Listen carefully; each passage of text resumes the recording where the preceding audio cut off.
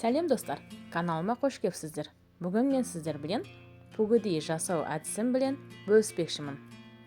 Ол үшін бізге алдымен електен өткізілген ұн, тұз, дрожжа, азырақ қана сұйық май, су керек болады.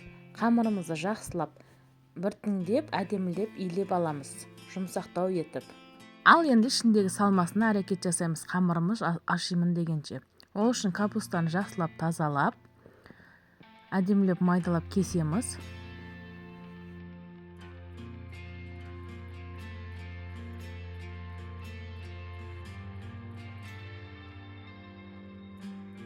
Капустаны әркім әрқалай кеседі, әркім әрқалай тұздайды. Біреулер тұз салып мыжып қоя салады. Ал мен болып капусталарды, пияздарды туралып болғаннан соң қазанда кішкентай май қойып, кәдімгідей қуырып аламын. Мен қазанға май құйып қойдым, ол қызимын дегенше мына жақта азырақ іш майда турап қоямын. Қазанға бірақтан тек қана пияз білен капустаны ғана қуырамын. Қалған фарш, іш майларды қуырмаймыз. Капустамыз мына жерде бір қазан көрінгенін білен, қазір қуырылып атқан кезде азаяды. Капустаны салып, бір-екі араластырып, үстіне керегінше тұзымызды салсақ, тұз салған капуста тез өледі. Ал капустамыз дайын болды, енді ыдысымызға салып аламыз. Салмасын дайындаймыз дегенше мына жақта қамырымызды ашып дайын тұр екен. Ал қамырымызды кішкене шарикшелерге бөліп, әдемілеп думалақтап шығамыз.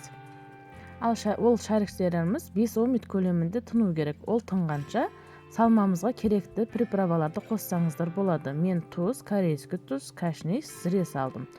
Әркім арқалай өздерінің қалаған дәмдеуіштер салсаңыздар болады. Сосын фаршым мен іш майымды да салдым. Енді боларды жақсылап араластырамыз да бір шегеге алып қоямыз.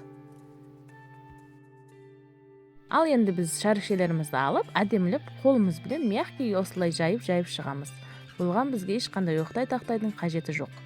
Қолмен осылай жайғаныңыздың өзі әдемі шығады.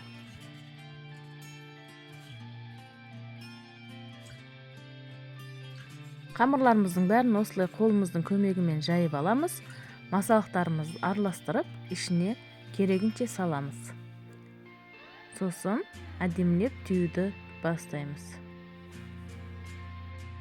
Түйгенде менің түйіп атқанымға қараңыздар. Пүгідилеріңізді түйесіздер, түйген жерінде орнында тұрады. Оны қымылдатпайсыздар.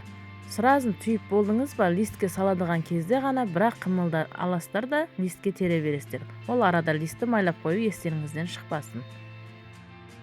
Пүгідилеріміз түйу қиын емес. Пүгідилерімізді түйіп мантаваркаға теремізді. Мантаваркамыздың астына суыны қойып қайнатпаймыз. Суыны қойып, үстіне манты қазғанымызды қойып, астына жоғары отқа қоямыз. 45 минут көлемінде пісіріп аламыз. Міне біздің пүгідилеріміз дайын. Қалағаныңызша сәбіз салат, кетчуп, майонездер салып жесеңіздер болады.